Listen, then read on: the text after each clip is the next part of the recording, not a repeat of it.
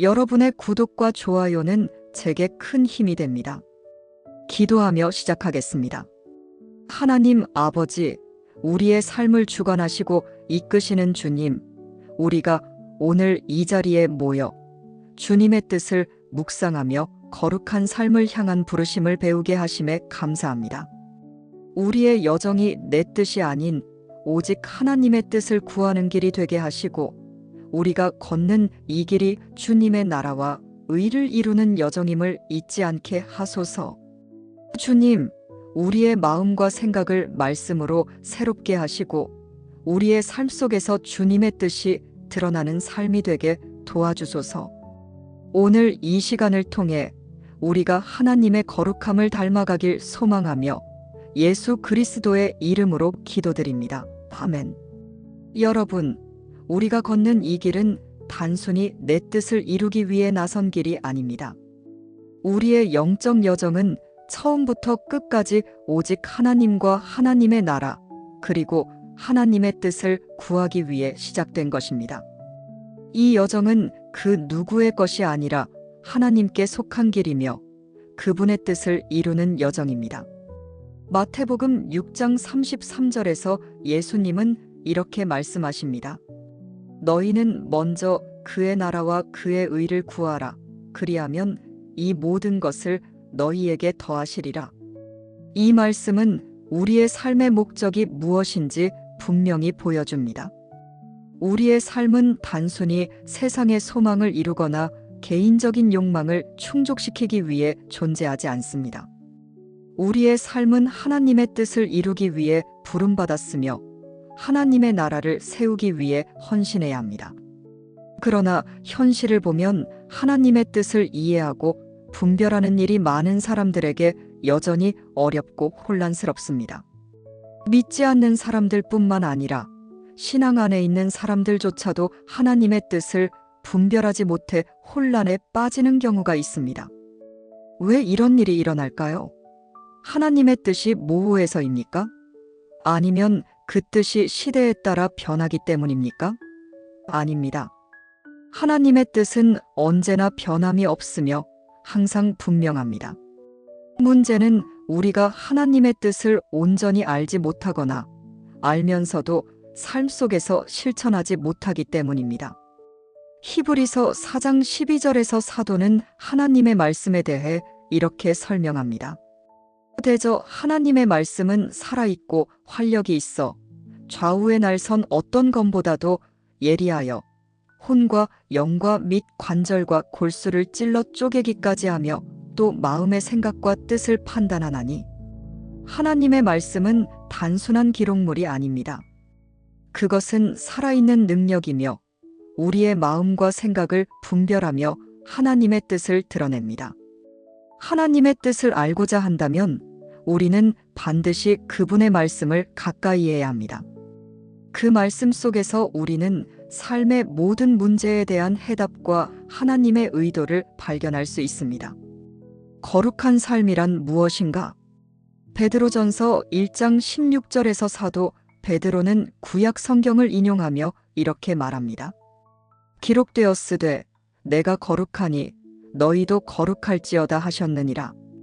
하나님께서는 우리에게 거룩한 삶을 살라고 명령하십니다. 왜일까요? 그것은 하나님 자신이 거룩하시기 때문입니다. 우리는 하나님의 형상을 따라 지음받았고 그분을 닮아가야 할 존재로 부름받았습니다. 거룩은 하나님의 성품을 반영하는 삶입니다. 그렇다면 거룩이란 무엇입니까? 거룩은 단순히 종교적 의식이나 형식적인 경건을 의미하지 않습니다. 거룩은 세상 속에서 하나님께 구별된 삶을 사는 것입니다. 요한복음 15장 19절에서 예수님은 이렇게 말씀하셨습니다. 너희는 세상에 속한 자가 아니요 도리어 내가 너희를 세상에서 택하였기 때문에 세상이 너희를 미워하느니라. 우리는 이 세상과 구별된 존재입니다. 세상은 각자 자신의 뜻을 추구하며 혼란과 욕망 속에 살아가지만 우리는 하나님의 뜻을 추구하며 그분의 거룩함을 드러내는 삶을 살아야 합니다.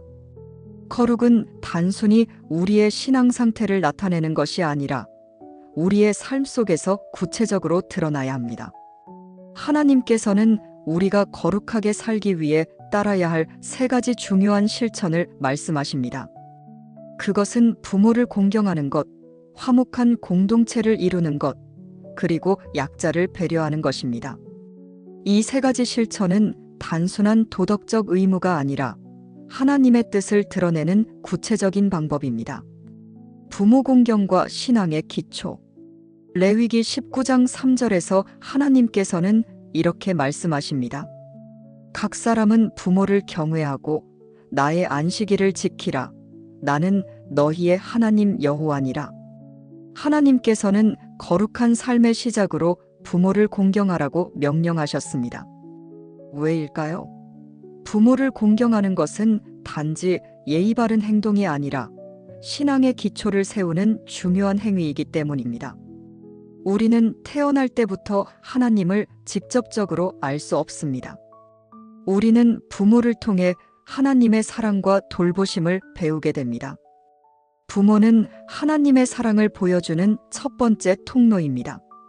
부모의 희생과 사랑을 통해 우리는 하나님의 성품을 경험하며 그분을 더 잘 이해할 수 있습니다. 에베소서 6장 2절부터 3절에서 사도 바울은 이렇게 말합니다. 내 부모를 공경하라. 이것은 약속 있는 첫 계명이니 이는 내가 잘되고 땅에서 장수하리라. 부모 공경은 단순한 도덕적 명령을 넘어 하나님께서 축복을 약속하신 첫 번째 계명입니다. 부모를 공경함으로써 우리는 하나님의 질서와 권위를 인정하며 우리의 신앙적 뿌리를 더 견고히 세울 수 있습니다. 그러나 오늘날 부모를 공경하지 않는 문화가 점점 퍼지고 있습니다. 많은 가정에서 부모와 자녀 간의 관계가 단절되고 부모가 신앙을 자녀들에게 전수하지 못하는 경우도 많습니다. 부모 공경은 자녀들에게 신앙의 기초를 세우는 중요한 역할을 합니다. 자녀들이 방황하거나 세속적인 가치를 추구하게 되는 것은 단순히 그들의 잘못이 아닙니다. 부모가 신앙의 본을 보이지 못하고 믿음을 전수하지 못한 책임도 큽니다. 하나님께서는 부모를 공경하는 것이 거룩한 삶의 시작이라고 말씀하십니다. 부모 공경은 단순히 개인의 도덕성을 넘어 하나님의 뜻을 이루는 중요한 실천입니다.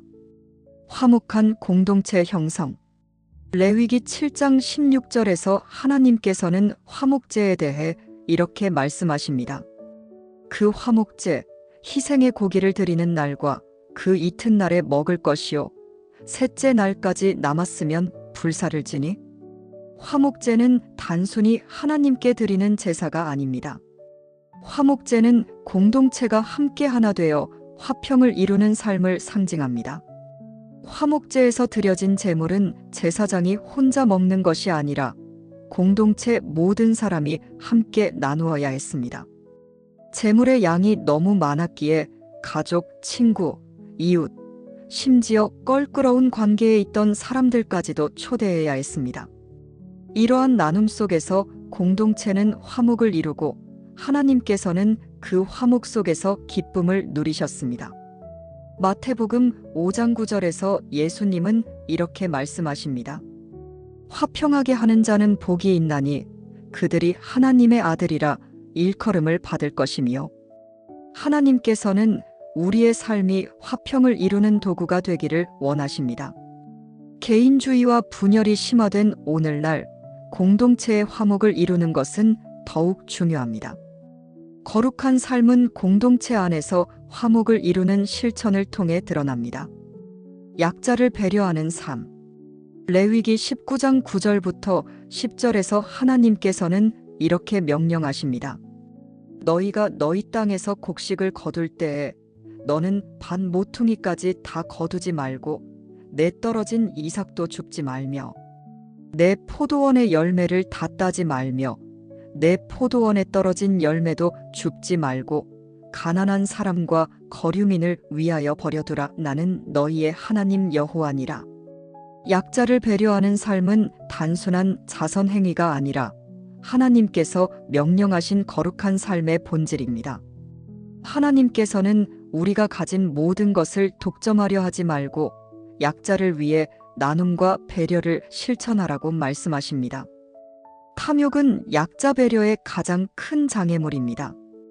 골로새서 3장 5절에서 사도 바울은 탐욕을 우상숭배라고 말합니다. 탐심이니 탐심은 우상숭배니라. 탐욕은 우리의 마음을 하나님으로부터 멀어지게 하고 이웃을 돌보지 못하게 합니다. 그러나 거룩한 삶은 탐욕에서 벗어나 약자를 돌보는 삶입니다. 여러분, 거룩한 삶은 하나님의 뜻을 드러내는 삶입니다. 부모를 공경하며 신앙의 기초를 세우고 화목한 공동체를 이루며 약자를 배려하는 삶을 통해 우리는 하나님의 뜻을 실천할 수 있습니다. 마태복음 5장 16절에서 예수님은 이렇게 말씀하십니다. 이와 같이 너희 빛이 사람 앞에 비치게 하여 그들로 너희 착한 행실을 보고 하늘에 계신 너희 아버지께 영광을 돌리게 하라. 우리의 거룩한 삶이 하나님의 영광을 드러내고 세상을 하나님의 뜻 안에서 변화시키기를 간절히 소망합니다. 하나님의 뜻을 따르는 거룩한 삶이 우리의 삶을 통해 세상의 빛과 소망을 가져오기를 기도합니다. 기도하며 마무리하겠습니다. 사랑과 은혜가 풍성하신 하나님, 우리가 오늘 배우고 깨달은 말씀을 삶 속에서 실천할 수 있도록 도와주소서. 부모를 공경하며 신앙의 기초를 세우게 하시고 화목한 공동체를 이루며 서로를 사랑하게 하시며 약자를 배려하는 삶으로 주님의 사랑을 세상에 나타내게 하소서. 우리의 착한 행실을 통해 사람들에게 빛을 비추고 그들이 우리를 통해 하늘에 계신 아버지께 영광을 돌리게 하소서. 우리의 삶이 탐욕에서 벗어나 거룩한 삶을 추구하며 세상을 변화시키는 도구로 사용되길 간절히 소망합니다. 모든 말씀을 우리 구주 예수 그리스도의 이름으로 기도드립니다. 아멘.